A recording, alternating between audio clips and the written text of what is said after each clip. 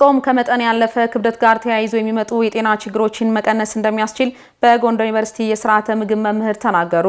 ራስን ለመግዛትና ጠንካራ ስነ ልቦናን ለመገንባት የላቀ ጠቀሜታ እንዳለው ተናግረዋል። ይሁንና በጾም ወቅት ጤናማ የአመጋገብ ዘዴን መከተል እንደሚገባም መምህሩ አሳስበዋል። ቃል ኪዳን ኃይሌ ተጨማሪውን ትነግረናለች።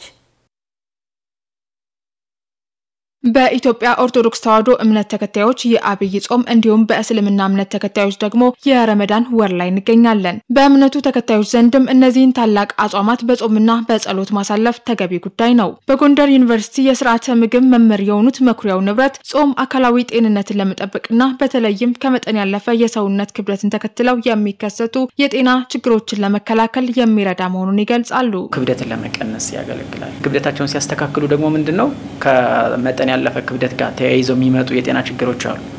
ለምሳሌ አሁን የተላላፊ ያልሆኑ በሽታዎች ምንላቸው እንደ ስኳር፣ የደም ግፊት፣ ካንሰር ምንላቸው በሽታዎች ከመጠን ያለፈ ክብደት ጋር ተያይዘው የሚመጡ ናቸው አብዛኞቹ። ስለዚህ ክብደታችንን ስናስተካክል የመከሰት እድላቸውን እየቀነስን ነው ማለት ነው። ሰዎች ሃይማኖትን መሰረት አድርገው በሚጾሙበት ወቅት ለሰውነታቸው አስፈላጊ ምግብ መመገብ እንደሚገባቸው ባለሙያው ያስረዳሉ። በጾም ወቅት መመገብ ያለብን እንግዲህ ሰውነታችን በቀን የሚፈልገው የምግብ አይነት አለ።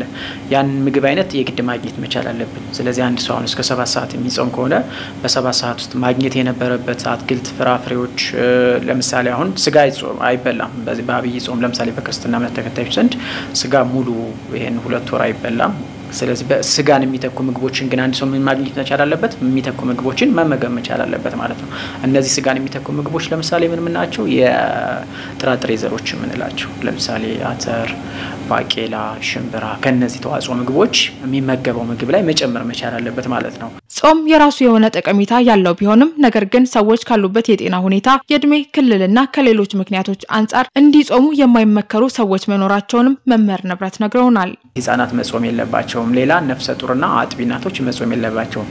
ምክንያቱም አንድ ነፍሰ ጡር እናት ምግብ በምትመገብበት ጊዜ ምግብ የምታገኘው ለራሷ ብቻ አይደለም፣ ለልጇ በሆዷ ለያዘችው ልጅ ነው። ሌላው ደግሞ አጥቢ እናቶችም ባይጾሙ ይመከራል። የሚጾሙ ከሆነ ደግሞ ቢያንስ መጠኑ የሚጾሙበትን መገደብ መቻል አለባቸው። ሌላው እንዳይጾሙ የሚመከሩ በጣም በከፍተኛ ሁኔታ የታመሙ ሰዎች፣ አረጋውያን፣ አሁን ከ65 ዓመት በላይ የሆኑ ሰዎች፣ ከፍተኛ የሆነ የመርሳት ችግር ያለባቸው ሰዎች፣ በየትኛውም እድሜ ክልል ላይ ያሉ ሰዎች እንደው ባይጾሙ ተብሎ ይመከራል። ጾም ለሰዎች ከሚሰጠው አካላዊ ጠቀሜታ ባለፈ ራስን ለመግዛትና ጠንካራ ስነ ልቦናን ለመገንባት የሚያስችል መሆኑን ተጠቁሟል።